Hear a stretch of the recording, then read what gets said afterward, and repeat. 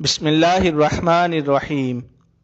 حضرت سیدنا حسن بصری رحمۃ اللہ علیہ کی خدمت بابرکت میں حاضر ہو کر ایک عورت نے عرض کی، میری جوان بیٹی فوت ہو گئی ہے، کوئی طریقہ ارشاد ہو کہ میں اسے خواب میں دیکھ لوں۔ آپ رحمۃ اللہ علیہ نے اسے عمل بتا دیا۔ اس نے اپنی مرحومہ بیٹی کو خواب میں تو دیکھا، مگر اس حال میں دیکھا کہ اس کے بدن پر تار کول کا لباس، گردن میں زنجیر اور پاؤں میں بیڑیاں ہیں۔ یہ ہیبت ناک منظر دیکھ کر وہ عورت کانپ اٹھی۔ اس نے دوسرے روز یہ خواب حضرت سیدنا حسن بصری رحمۃ اللہ علیہ کو سنایا۔ سن کر آپ رحمۃ اللہ علیہ بہت مغموم ہوئے۔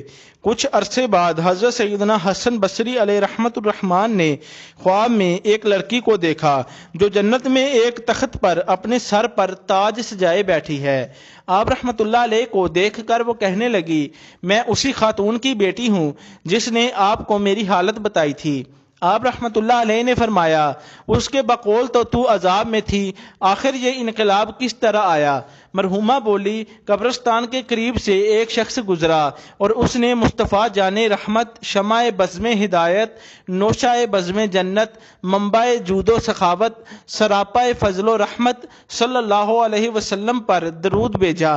اس کے درود شریف پڑھنے کی برکت سے اللہ تعالیٰ نے ہم 560 قبر والوں سے عذاب اٹھا لیا۔ پیارے بھائیوں، معلوم ہوا درود شریف کی بڑی برکت ہے، اور وہ بھی کسی عاشق رسول صلی اللہ علیہ وسلم کی زبان سے پڑھا جائے تو اس کی شان ہی کچھ اور ہوتی ہے۔ ہو سکتا ہے وہ کوئی اللہ تعالیٰ کا مقبول بندہ ہو کہ جس کے قبرستان سے گزرنے اور درود شریف پڑھنے کی برکت سے 560 مردوں سے عذاب اٹھا لیا۔ اپنے عزیزوں کی قبروں پر عاشقان مصطفیٰ صلی اللہ علیہ وسلم کو احترام سے لے جانا، ان سے وہاں ایصال ثواب کروانا یقیناً نفع بخش ہے۔